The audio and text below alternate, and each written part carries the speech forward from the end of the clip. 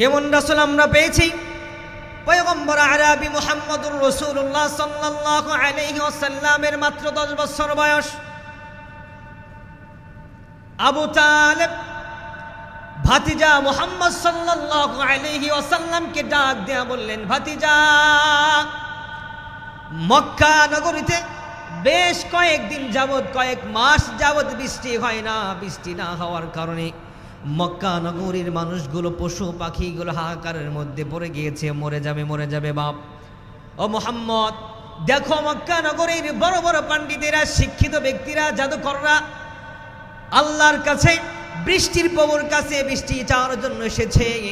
ওই যে দেখো ওই প্রান্তিকগুলোকে তুমি খেয়াল করো, অনুকরণ করো।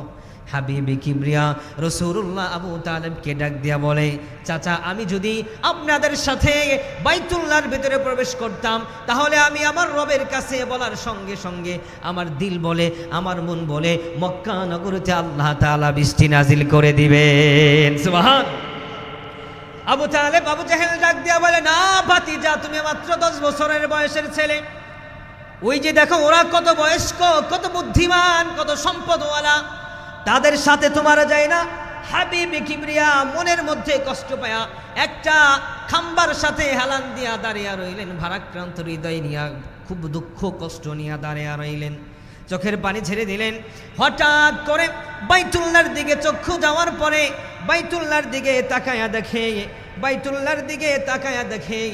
বাইতুল্লাহর ভিতরে ওই যে জাদুকররা, তান্ত্রিকরা পশুর রক্ত নিয়া মাটির পাত্রের ভিতরে হাত দিয়া সবাই বৃষ্টির প্রভুর কাছে বলে, আমরা পশু জবাই করেছি, এর বিনিময় তোমাকে রক্ত দিলাম, রক্তের বিনিময় বৃষ্টির মালিক তুমি, মক্কা নগরীতে বৃষ্টি দান করো। নাউজুবিল্লাহ।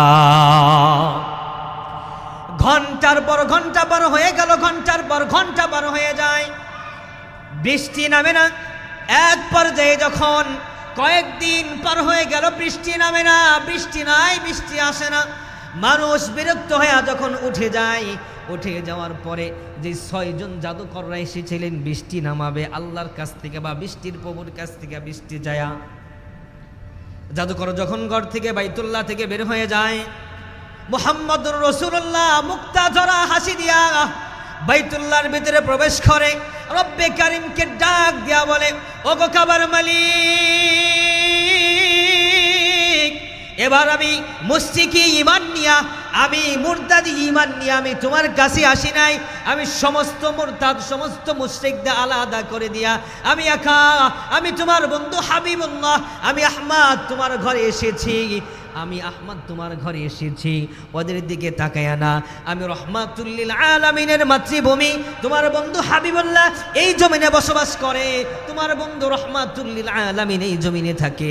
ওগো কাবার মালিক, রহমাতুল লিল আলামিনের উসিলায় মক্কা নগরীতে তুমি বৃষ্টি নাজিল করে দাও। সুবহানাল্লাহ। আল্লাহর রাসূল সাল্লাল্লাহু আলাইহি ওয়াসাল্লাম যখন বললেন, ওগো কাবার মালিক আল্লাহ, তোমার কাছে বলছি, বৃষ্টির মালিকের কাছে বলি নাই, ত্রান্তিকের কাছে বলি নাই, মুরতাদি ভাব নিয়া, মুশরিকি ভাব নিয়া বলি নাই, আল্লাহর নাম নিয়ে যখন কাবার ভিতরে, বাইতুল্লাহর ভিতরে যখন হাবিবে কিবরিয়া যখন বৃষ্টি চেয়েছে, সঙ্গে সঙ্গে আল্লাহ তাআলা আসমান থেকে বৃষ্টি নাজিল করে দিয়েছেন।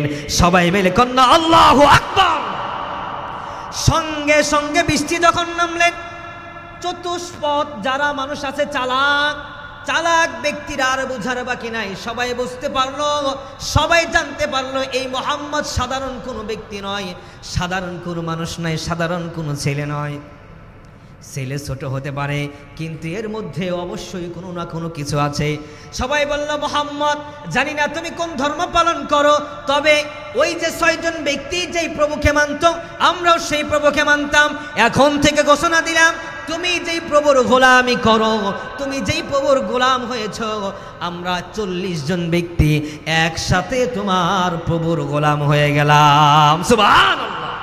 তখন তো রহমাতুল লিল আলামিনের কাছে কালেমা আসে নাই, তখন তো তিনি তাওহীদের দাওয়াত দেন নাই, শুধুমাত্র তার চরিত্র, তার পাওয়ার, তার মুআজিজাগুলো দেখে শত শত মানুষ, হাজার হাজার মানুষ ধর্ম গ্রহণ করে নিয়েছেন। সুবহানাল্লাহ। এমন নবী আমরা পেয়েছি। সেই নবীকে সম্মান প্রদর্শন করার দরকার আছে না নাই? কথা বলেন, দরকার আছে না নাই? দ্বিতীয় নম্বর, সময় নাই, 30 পর্যন্ত আমাকে সময় দিয়েছে।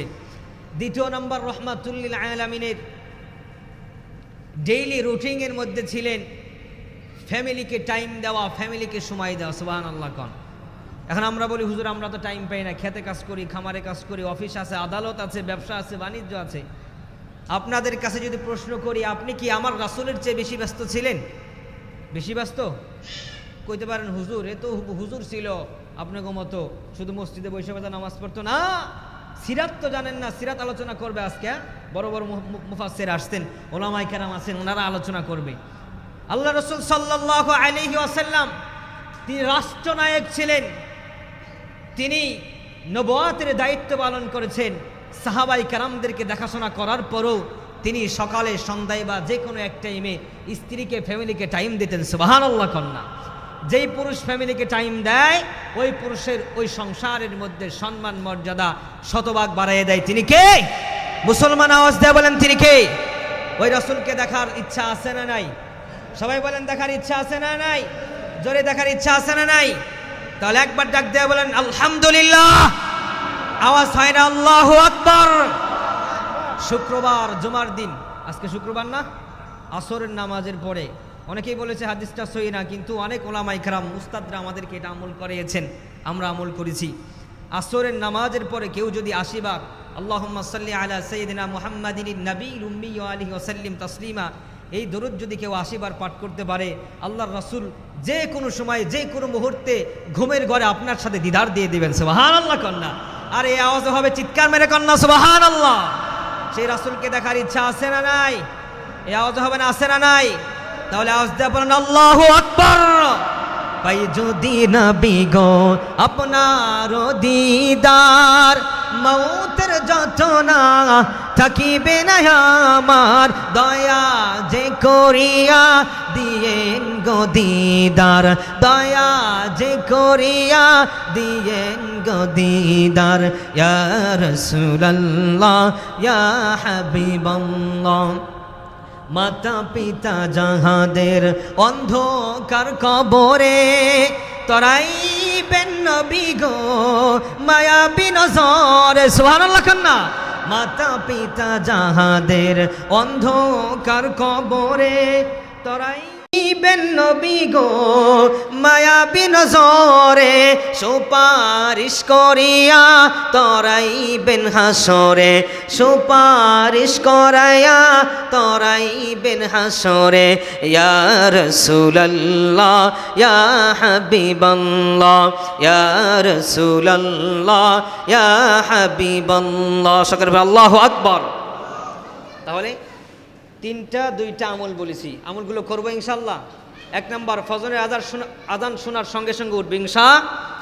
সুন্নত কোথায় পড়বো? বাড়িতে। কোথায়? সবাই বলেন কোথায়? এটা সহিহ হাদিস, এটাই সত্য কথা। সুন্নত, ফজরের সুন্নত কোথায় পড়বো? নামাজের আগের সুন্নতগুলো কোথায় পড়বো? বাসায়। কেন জানেন? আপনি হাজি, আপনি গাজী, আপনি পাক্কা মুসল্লি, আর আপনার স্ত্রী ছাতার মাথা কিছুই পড়ে না, শুধু মুহররমের 10 তারিখ আইলে আর রবিউল আউয়াল আইলে আর ঈদের দিন হুজুর অমুক নামাজ অমুক রোজা। পর্দার নামে খবর নাই, নামাজের নামের খবর নাই, নফল রোজা নিয়ে দৌড়াদৌড়ি। বিরোধিতা করছি না। তাহলে ফজরের নামাজের সুন্নাত যদি বাসায় আদায় করেন, আদায় করে স্ত্রী যদি ঘুমে থাকে, পানির ছিটা দেয়া স্ত্রীকে ডাক দিবেন সুন্নাহ। সুন্নাহ সুবহানাল্লাহ কোন। তারপরে কি? স্ত্রীর সাথে খবর নেওয়া, স্ত্রীর কি অবস্থা, সময় দেওয়া, টাইম দেওয়া। আল্লাহ তাআলা এর উপর আমল করার তৌফিক দান করুন। ওয়াফাকানাল্লাহু জামিআন আন না'মালা বিমা সামি'না। আসসালামু আলাইকুম ওয়া রাহমাতুল্লাহি ওয়া বারাকাতুহু।